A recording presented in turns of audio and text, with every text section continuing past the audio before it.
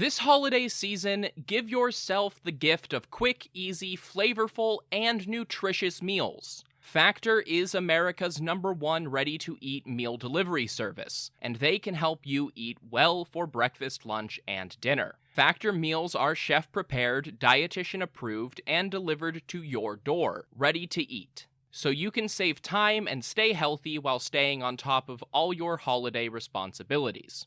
Cross meal prepping off your to-do list with 35-plus fresh, never-frozen meals that are hot and ready in just 2 minutes. Factor offers options to fit your lifestyle and preferences, whether it's calorie smart, vegan and veggie, or their protein plus option. This December, get Factor and enjoy eating well without the hassle. Just choose your meals and enjoy. Head to factormeals.com/Persia50 and use code Persia50 to get 50% off. That's code Persia50 at factormeals.com/Persia50 to get 50% off. This podcast is brought to you by Royal Fratricide. Attention, princes and kings! Does your empire have 1 million or more subjects? Do you feel like you would do a better job of leading the wayward masses than your idiot brother? Or perhaps you know that he has no right to rule because you were born at a better point in your father's life. Well then, I have a deal you can't pass up. Royal Fratricide. Simply attach 1 bottle of fratricide to the end of your spear and apply it liberally to any siblings you think might threaten your ability to claim the throne. Whether they have your father's favor, a cohort of annoying priests, or just bother you sometimes, Royal Fratricide will secure your position in the history books. Go to historyofpersiapodcast.com/Royal Fratricide and use promo code BROTHERS to get 10% off your kingship today. Royal Fratricide does not take responsibility for any coups, plots, or usurpations resulting from use. This ad is to be considered parody. Hopful Media does not endorse X sides of any sort. Please stab responsibly. This podcast is brought to you by Royal Fratricide. Attention, princes and kings! Does your empire have 1 million or more subjects? Do you feel like you would do a better job of leading the wayward masses than your idiot brother? Or perhaps you know that he has no right to rule because you were born at a better point in your father's life. Well then, I have a deal you can't pass up. Royal Fratricide. Simply attach 1 bottle of fratricide to the end of your spear and apply it liberally to any siblings you think might threaten your ability to claim the throne. Whether they have your father's favor, a cohort of annoying priests, or just bother you sometimes, Royal Fratricide will secure your position in the history books. Go to historyofpersiapodcast.com/Royal Fratricide and use promo code BROTHERS to get 10% off your kingship today. Royal Fratricide does not take responsibility for any coups, plots, or usurpations resulting from use. This ad is to be considered parody. Hopful Media does not endorse X sides of any sort. Please stab responsibly. History of Persia is a Hopful Media podcast production. This show is sponsored by BetterHelp Therapy Online. Life doesn't come with a user manual. So when life stops working for you, it's pretty normal to feel stuck. Imagine somebody who spent, say 25 years being really distracted, overwhelmed by clutter, and fluctuating between being really into obscure ancient history and not being able to find the motivation to do the dishes. That person is me, and apparently, if there were a user manual to life, it might have told me that I have ADHD and should talk to my doctor about that. Therapists are about as close to a manual as we can get. Folks who are trained to help you figure out challenging emotions and learn coping skills. BetterHelp has connected millions of people with licensed, registered therapists for convenient and secure online therapy. It's convenient and 100% accessible online. No waiting rooms, no traffic, and not even endless Googling of therapist near me. You just fill out a questionnaire and get matched with an appropriate therapist. And if it doesn't click, BetterHelp makes it easy to switch providers. Everyone deserves to feel their best, so get unstuck with BetterHelp. Learn more and save 10% off your first month at betterhelp.com/Persia. That's BetterHelp, HELP.com/Persia.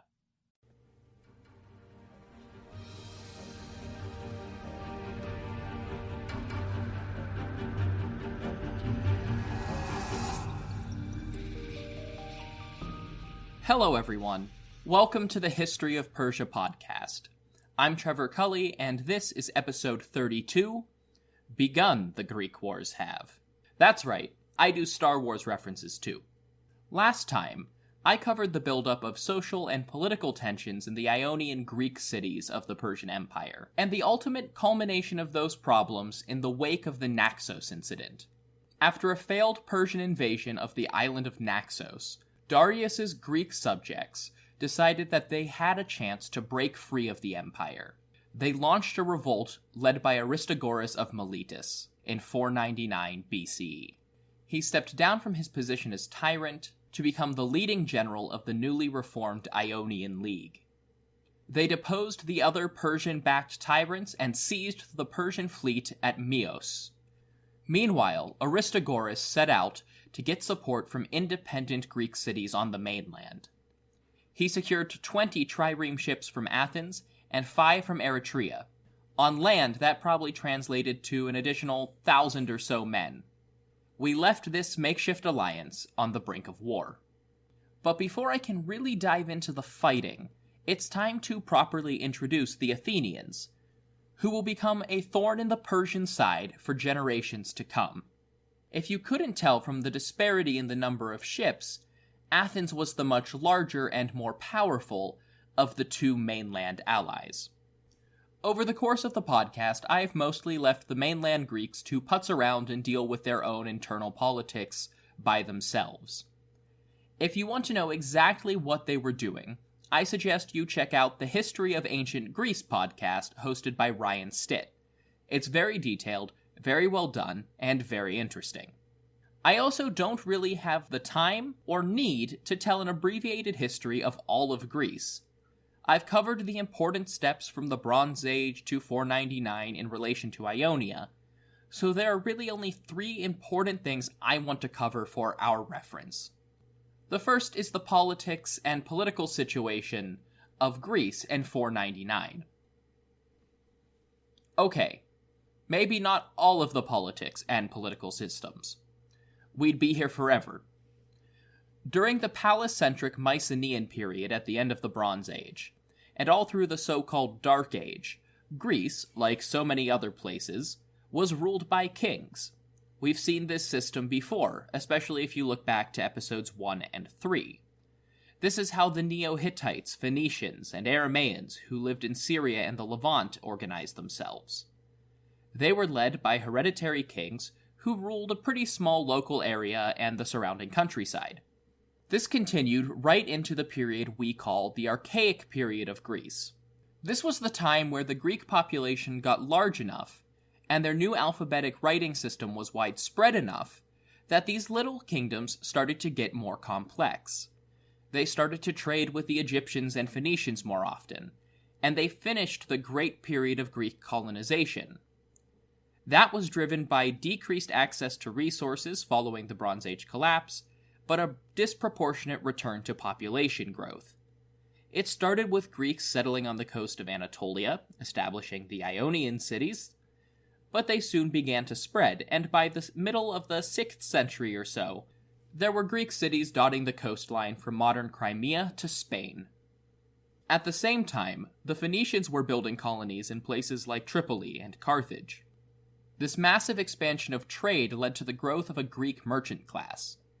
These people were wealthy, and wealthy people have more political power, especially in an ancient world with more mercenary armies. Merchants could challenge the existing aristocracy, and aristocrats could challenge the kings for reforms. Over the course of the 7th century BCE, these new power dynamics saw kings ousted from their hereditary thrones all over Greece. They were replaced by new popular rulers. These were usually still autocrats, but they weren't kings, not really. They had no traditional or legal basis for their power. Plus, they too could be removed if public opinion shifted. So they were called tyrants, and of course we've discussed these ad hoc autocrats already. Some of them even passed power to their sons, but that rarely lasted for more than a generation, as we'll soon see. Other cities began experimenting with oligarchic rule. Instead of a single leader, power was distributed across a few high-ranking citizens. Athens, so far as we know, was one of the first to take this route. Traditionally, it is said that they ousted their kings in favor of a council or court of elders and a group of 3 archons, which literally means rulers, sometime around 1068 BCE. But one of these archons ruled for life and had many of the king's old duties. The first 2 were even the sons of the last king, so it's not all that clear how this differed from just putting some checks and balances in place on the monarch or tyrant. And that's just one tradition. Another suggests that these earliest archons were just kings, and that the later Athenians tried to clean up their own histories. In the 8th century, some new offices, like polemarch, the military ruler, were introduced to limit the powers of the archon for life. In 753, the council of city elders or officials assembled on a hill called the Areopagus. This council is also generally called the Areopagus after that location. They elected to limit the archonship to just one 10-year term. Each decade, the Eupatridae, the Athenian name for their own aristocrats, would elect 3 of their own to serve as the eponymous archon, the polemarch, and the archon basileus. The first, the eponymous, was the chief legal official in Athens, and also the one whose name was used to date that year, i.e. something happened in the 8th year under Leocrates or something like that. The polemarch was the chief military officer, and the archon basileus held all of the ceremonial and religious roles that once were filled by the kings. In 683 BC, the Areopagus further limited the power of the archons. New archons now had to be elected each year. This had the dual effect of giving more men experience with those high offices and swelling the ranks of the Areopagus as former archons joined the city council. This system lasted for about 60 years before more drastic measures had to be taken. The exact circumstance remained unclear, but an Athenian jurist, probably a member of the Areopagus, was chosen to reform the Athenian legal system. This man was Draco, who created a new law code that was so famously strict that we still derive the word draconian from his name today. He created the first written law code in Athenian history and expanded the popular vote. He extended voting rights to any free man who could afford a full set of military equipment. In addition to the Areopagus, he created a council of 400 Athenians called the Boulae by drawing lots among anyone eligible to vote. He also increased the number of archons to 9, with the 6 new acting as subordinate legal officials to the 3 originals. He made all sorts of other changes and rules too, but they're less important for our general context here. Barely a generation later, all of it would be remade from the ground up. Already 10 years old when Draco wrote his law code, a man named Solon was made eponymous archon in 594 BCE. Possibly influenced by the reforms he witnessed as a child, Solon had some big ideas of his own. When he came to power, he introduced sweeping reforms. He had watched the wave of tyrants take over cities all across the Greek world, with the support of the common people, who still vastly outnumbered the voting Athenians, and Solon wanted to avoid that in his own city. Solon sought to strengthen Athens, while simultaneously easing all of its internal tensions, be those ideological or economic, or simply ancestral blood feuds. He rewrote the law codes and eased off most of Draco's brutal punishments. He expanded the right to vote in the popular assembly to all free male citizens who were now allowed to gather and check the power of the archons in a body called the Ecclesia, which could form a court and even prosecute the Eupatridae and the archons. Despite this, he also clearly defined different economic classes and granted them each specific rights and duties. On the other hand, he took drastic steps to secure the Athenians' economic prosperity. Fathers had to find careers for their sons. If they failed to do so, their sons had no obligations to help their fathers. Foreign merchants were offered citizenship if they settled in Athens with their families. Weights and measures for Athenian merchants and the minting of coins were standardized to become more competitive in the Mediterranean trading market. New denominations of coins were also adopted at this time to make trade more convenient in the city, and trade with the city more convenient. The exports of fruits other than olives was prohibited to encourage people to grow more profitable crops. And finally, he outlawed debt slavery, where a person uses themselves or a family member as collateral on a loan. These laws were legally unchangeable for 10 years, and in that time, Solon left Athens behind to see the world. And while he was gone, this new system of democracy, literally rule of the populace, settled in. Despite his best efforts, even Solon couldn't end the age-old cultural and economic conflicts in Athens just by spreading power out to more people. One of his distant cousins, a man named Peisistratid, attempted a different strategy. Unlike his cousin, or Draco, Peisistratid watched the rise of all of the tyrants and thought, yeah, that sounds like a great idea. Over the course of the 550s, he became very popular with the newly enfranchised commoners and attempted a couple of coups in and around Athens. His first success made him the tyrant in 550 BCE. But that only lasted for a few years, and he fled to Laurion. This was the silver mining region of Athens, which I coincidentally just wrote a long post about and put on the Patreon page. While there, Peisistratid made friends with the wealthy silver mining families, and used that basis of financial support to hire some mercenaries and regain his tyranny after about 10 years in exile. He remained tyrant until his death in 527. Sole rule of Athens passed to his eldest son, Hippias, which established the short-lived Peisistratid dynasty. The Peisistratids oversaw the massive building projects of the time, notably including the city's first aqueduct and the Athenian temple of Zeus. All through these events, the Athenians were expanding their power. Of course, like most of the Greek cities of the time, they started by controlling just their own little region around the city of Athens. But over centuries of becoming stronger economically and culturally, they began to absorb smaller cities in the region of Attica, the southeastern promontory of the Greek mainland. We know surprisingly little about how this was accomplished. Some were probably drawn in slowly and incorporated.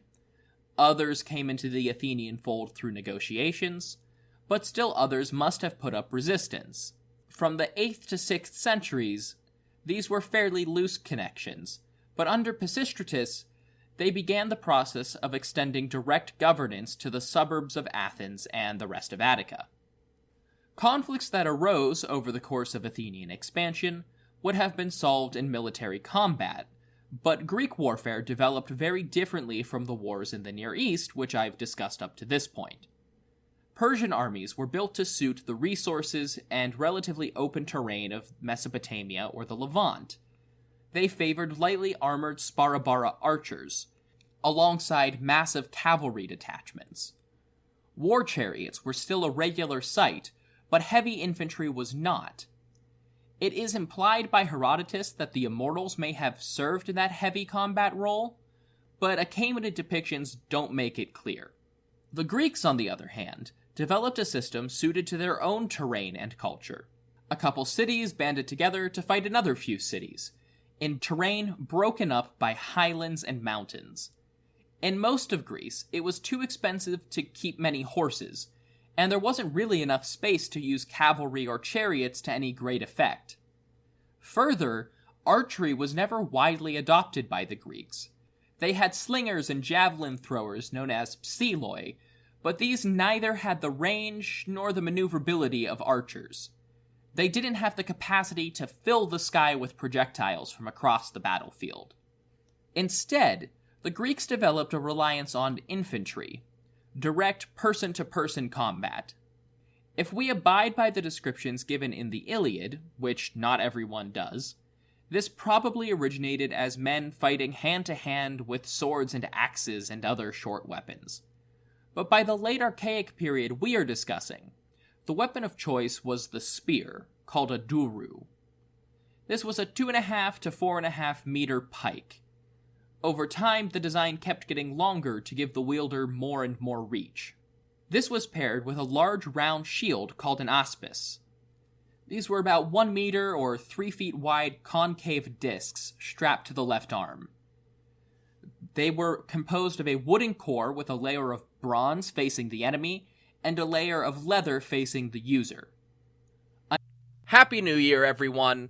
If your New Year's resolution includes learning a new language, maybe because you want to connect with friends and family, or maybe to add a new and useful skill to your resume, then Rosetta Stone is for you. Rosetta Stone is the most trusted language learning program with more than 30 years of experience behind it.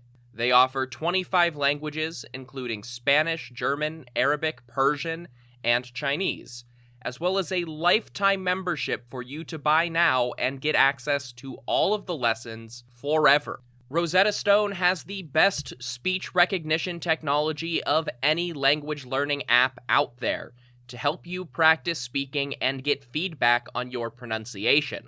The focus of the program is on having real conversations, not just knowing a few translations. It's more effective and a more fun way to learn. So start the new year with a new skill. Don't put off learning that language. There's no better time than right now to get started. For a very limited time, History of Persia listeners can get Rosetta Stone's lifetime membership for 50% off. That's 50% off unlimited access to 25 language courses for the rest of your life. Redeem your 50% off at rosettastone.com/today. Another name for this shield was a hoplon, and thus the soldiers who used them were called hoplites. A hoplite's kit, or panoply, was rounded out with a short sword as a backup for the doru, and 4 pieces of armor: a helmet, a solid breastplate, and greaves covering each knee and calf. In the early days, this armor would have been made of bronze, but eventually iron became more common, and by the time of the wars with Persia, the breastplates were slowly being replaced with lighter and more maneuverable layers of hardened fabric called linothorax. The hoplites fought in a formation called a phalanx, several rows of soldiers lined up behind the other. Each man would cover the warrior to his left with part of his shield, creating a wall of overlapping hoplons like scales. They would aim their spears between the shields and charge the enemy. Ideally, this solid wall of oncoming bronze and blades would scare the enemy into breaking formation and fleeing. Failing that, the phalanxes would press into one another and fight, trying to break the other's formation and force a retreat. In any case, it was always crucial to defend the right flank because each soldier covered his comrade to the left with part of his shield, leaving the rightmost man in each line slightly more vulnerable. These tactics originated in the 8th century BCE, but depending on which book you read, they might not have been fully developed until some point during or after the wars with Persia. Unlike the Persian Sparabara, Greek cities could not furnish tens of thousands of these warriors. Hoplite armor was expensive to produce and obtain, and thus only relatively wealthy men could afford the whole panoply. Some would be able to arm themselves with only the aspis and the doru, and maybe a low-quality breastplate, but even that took considerable funds. This is at odds with many modern models of infantry, where thousands of generally poorer people are hired or conscripted to fill out the front lines on the basis that they are more disposable. That's just what it is. The Greeks took an opposite approach, suggesting that only people with a personal or financial stake in the prosperity and safety of the polis could be trusted to actually fight for their lives. Poor men were sent with the army as psiloi, one part support staff and one part short-range weapons throwers. They generally tried to wear down the enemy or harass the enemy psiloi, and then got out of the way for the clashing hoplites. Athens had most likely adopted, if not exactly this, something very similar by the time of the Peisistratids. And even though Athens was now the chief city of the largest single territory in the Greek mainland, they never ceased to think of themselves as anything more than one city-state. The Greek word for a city is polis. But in the history of Greek political theory, that word took on much more meaning than our word for city. To Greek philosophers and authors, the polis was the ideal unit of government, an area of agricultural land and surrounding villages focused on the leadership of one mother city, a metropolis, literally that's what it means, which acted as a hub of trade, high culture, and governance. Thus, polis is often translated as city-state, and that was the ideal system envisioned in Athens even as it grew to control more and more physical space. After the death of Peisistratid, the leadership of the Athenian polis fell to his son Hippias in 527, who governed alongside his brother Hipparchus. Hipparchus was assassinated in 514, which led Hippias to carry out a series of brutal crackdowns, purges, and harsh tax reprisals on the people and aristocrats of Athens. Around the same time, he married his daughter into the family of the tyrants of Lampsakos, one of the Persian subordinates in northern Anatolia. This opened up connections between Hippias and the satraps in Sardis. The anti-Hippias movement in Athens was spearheaded by an aristocratic family called the Alcmaeonidae, who sent envoys to Sparta and convinced their king, Cleomenes, who we met last time, to help overthrow the tyrant. In 510 BCE, Cleomenes I led a Spartan army into Athens and took Hippias' family hostage. They were returned to the tyrant only after he abdicated his position and went into exile. He, of course, made a hard right turn, went off to the Persian Empire, and eventually was settled down in the court of Darius the Great. Cleomenes partnered with the Alcmaeonidae patriarch Cleisthenes to oversee the reintroduction of a 500-man boule council to govern Athens, and then he occupied the Acropolis citadel at the center of the city with his army. True to its character, Athens promptly split into political factions. One was spearheaded by Cleisthenes and the Alcmaeonidae, while the other was led by an aristocrat named Isagoras. The Spartan king sided with Isagoras and supported him when he abolished the boule council. The Spartans and Isagoras forced the Alcmaeonidae family back into exile, and Isagoras was apparently angling to become Athens' new tyrant, but he didn't have the popularity or military support to sustain that. In fact, he had even less support now because he had ousted the more popular competition. Cleisthenes' supporters rallied the people of Athens around their cause and besieged the Spartans and Isagoras on the city Acropolis for 2 days. On the third day, they surrendered. Isagoras and the Spartans were allowed to flee the city, but 300 of Isagoras' chief supporters were executed. Cleisthenes returned and restored the democratic institutions and councils in 507 BCE. The Spartans, pretty reasonably, were not comfortable with the now very anti-Spartan faction in control of Athens, the biggest and richest polis in Greece. So Cleomenes rounded up a new Spartan army with some of their allies from the Peloponnese, the southwest peninsula of Greece, and they all set out to put Isagoras back in charge. The Athenian assembly, barely back on its feet, was understandably afraid of this much larger invasion force.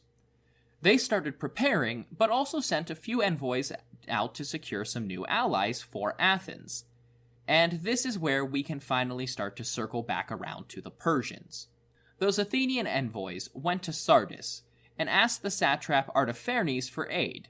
Artaphernes, knowing that he had a limited window of opportunity, told the Athenians that he'd be happy to help on one condition. They present the Persian Empire with earth and water, the traditional symbol of surrendering their territory to the great king. The panicked Athenian ambassadors complied. Yeah, that's right. The Athenians offered their submission to the Persian Empire 7 years before the outbreak of the Ionian revolt. How's that for something that tends to be left out of the list of contributing factors to the later wars with Persia? The only reason it can be glossed over is because nothing really came of it before Athens did a lot more to anger the Persians.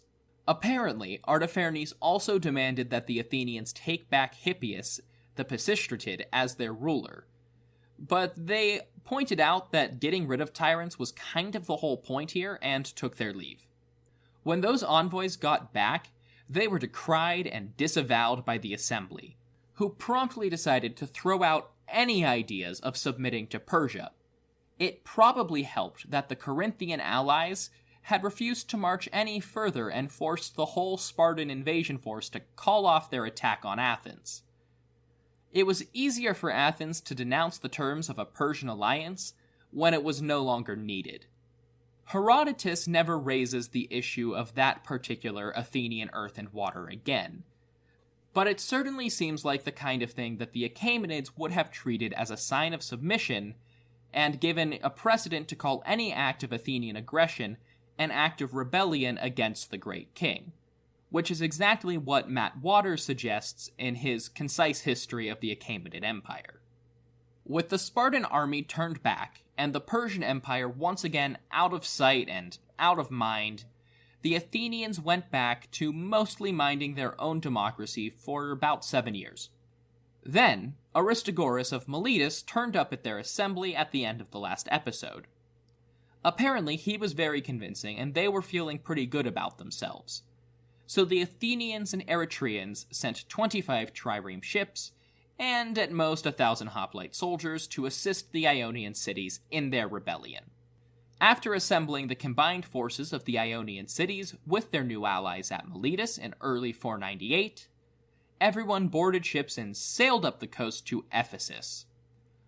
Aristogoras did not lead this expedition himself, but sent his brother Chaerepius and the Milesian general Hermophontus to lead the opening offensives. Like some sort of ancient blitzkrieg, the Ionians rushed from Ephesus to Sardis as fast as they could to launch a surprise attack.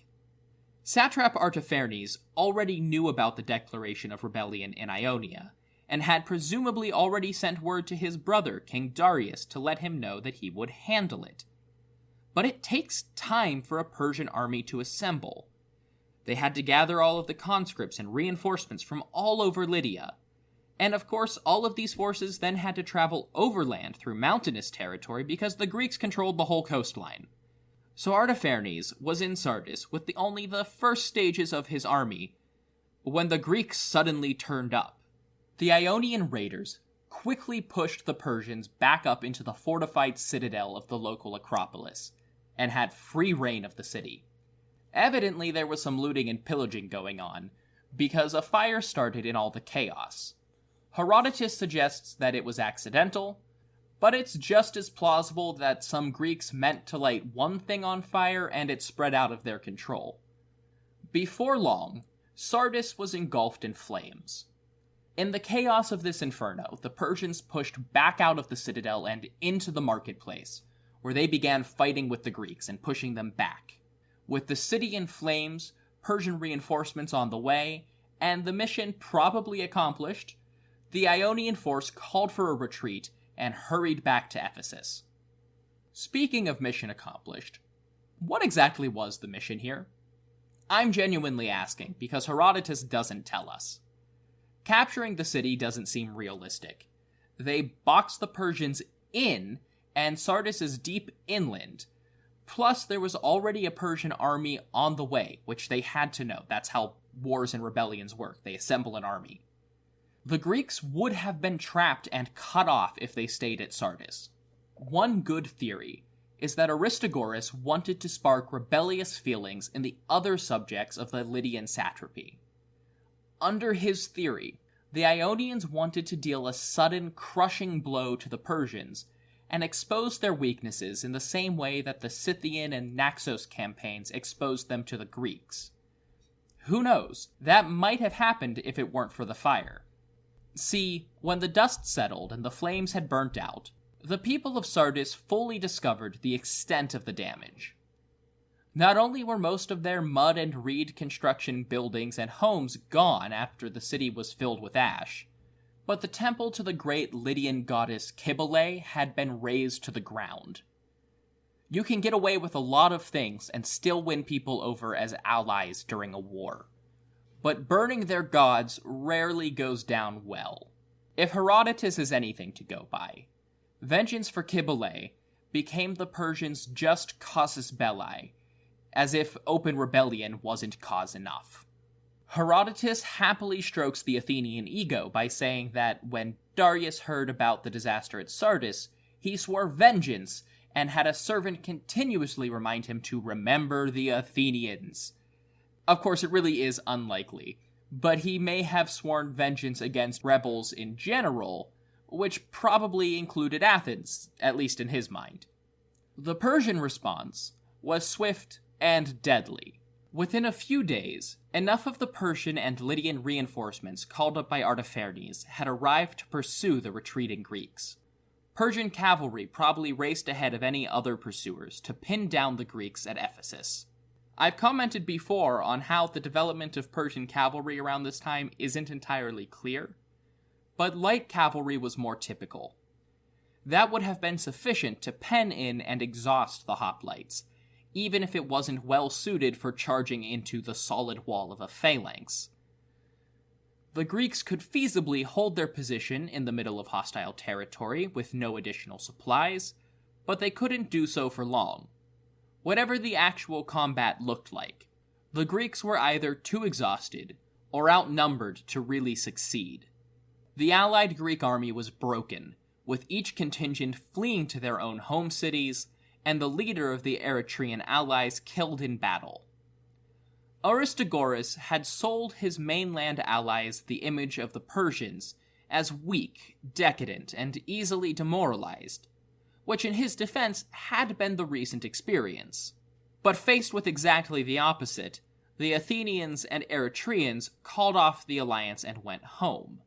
The Athenians had had enough, but for better or worse, the Persians would come back for them. Once the Greeks were routed, the Persian attackers at Ephesus turned back and regrouped at Sardis. Presumably, this reprisal force was too small and lightly armed to besiege the Ionian cities then and there. The Ionians, still in need of allies, and still technically successful in their attack on Sardis, sent word north to the Greek cities of the Hellespont and Propontis, and south to Caria. Over the course of 498 BCE, Greek polis in both directions ousted their tyrants and rebelled against the Persian Empire. Ionian troops marched into Byzantium and captured the key crossing between Asia and Europe. And when the news of the revolt reached Cyprus, the large island went into revolt as well. Both sides had now won major battles. But the war was on, and it was Persia's turn to make the next move. And we will pick up with the Persian offensive against the Ionian cities next time. Until then, if you want more information about the podcast, my bibliography, the Achaemenid family tree down to the children of Darius, or any other information relating to the show, you can go to historyofpersiapodcast.com. You can contact me there, or you can go through any of my social media. I'm on Facebook and Instagram as the History of Persia Podcast, and I'm on Twitter as just @HistoryOfPersia.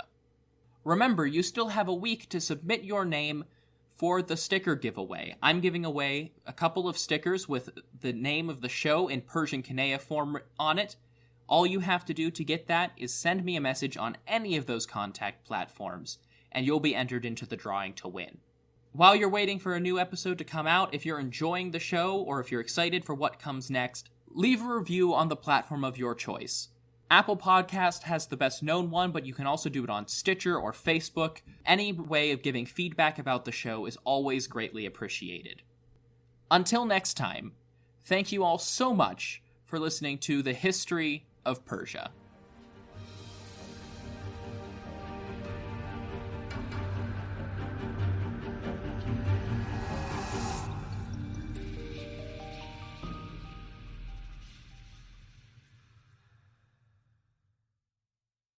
This podcast is brought to you by Royal Fratricide. Attention, princes and kings! Does your empire have 1 million or more subjects? Do you feel like you would do a better job of leading the wayward masses than your idiot brother?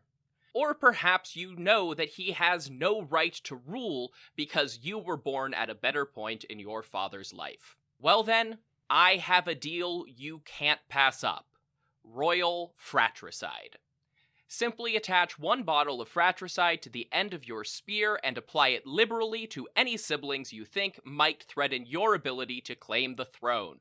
Whether they have your father's favor, a cohort of annoying priests, or just bother you sometimes, Royal Fratricide will secure your position in the history books. Go to historyofpersiapodcast.com/Royal Fratricide and use promo code BROTHERS to get 10% off your kingship today. Royal Fratricide does not take responsibility for any coups, plots, or usurpations resulting from use. This ad is to be considered parody. Hopful Media does not endorse X sides of any sort. Please stab responsibly. This podcast is brought to you by Royal Fratricide. Attention, princes and kings! Does your empire have 1 million or more subjects?